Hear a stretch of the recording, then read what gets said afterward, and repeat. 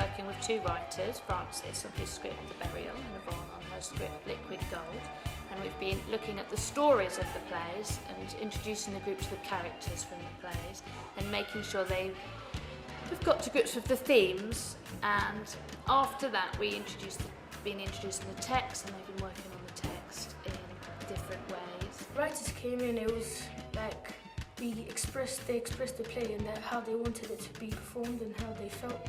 And it's like we were more able to do it, otherwise if they were not here, they're here and they tell us their opinions and how they want the play to be acted. I really enjoyed when they actually had my script and they were reading from it, because more often than not you see the lines in your head and you read them out to yourself and you know exactly how. It's so interesting that when somebody else picks it out and they read it, I mean it's completely different, and you think, oh my goodness, that sounds really cool, or that doesn't work, and why it doesn't work. And it's always great to hear other people speak these words that you've written down.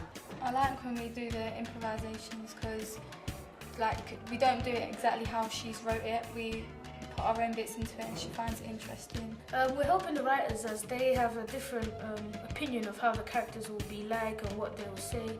While because we're different people, we will have a different opinion, and so they might think about that and they might decide to want to change a few certain things about the play. We've had two writers come into our sessions. Arde, who wrote Pandora's Box, and Rex, who wrote Burns Nothing. The experience of working with these students has been absolutely amazing. What we've concentrated on is mainly backstories, so stuff that I haven't written. And for me, it's been illuminating because the stuff that I haven't written, I've actually seen live in front of me. And that's given me a much more well-rounded view of the play. I wish I could just record what they say, because it literally is another language, and if this is how these kids are talking, I think I need to learn from that and apply it to my script in terms of how this young character thinks, because I think obviously being a good 10 to 15 years older than what they are, you don't necessarily know how the young people speak these days. I think in a sense, in some ways, they've kind of identified with the boy Keith in my play, and that's been really, really good, because I've actually seen Keith in most of the students. Having Shell being in Nigeria, we wanted to set up the arguments for and against. The Iseki, they want Shell to be in Nigeria because they're getting money. The Ijos don't, because there's lots of pollution that the oil plant exposes the Nigerians to. So the presenters introduce them, ask them why they were for it or why they were for against it. Interviewing the colleagues and manager and just local people about why they are for Shell. We give you lots of money for charities from our sponsors, which we don't even have to do. And this man here, you may know him as the manager, Dean.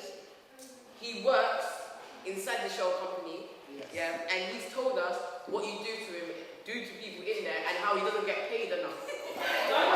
When the oil came from our country in the first place, how can you take oil from our country and then try to send it back to us? What idiot would do that?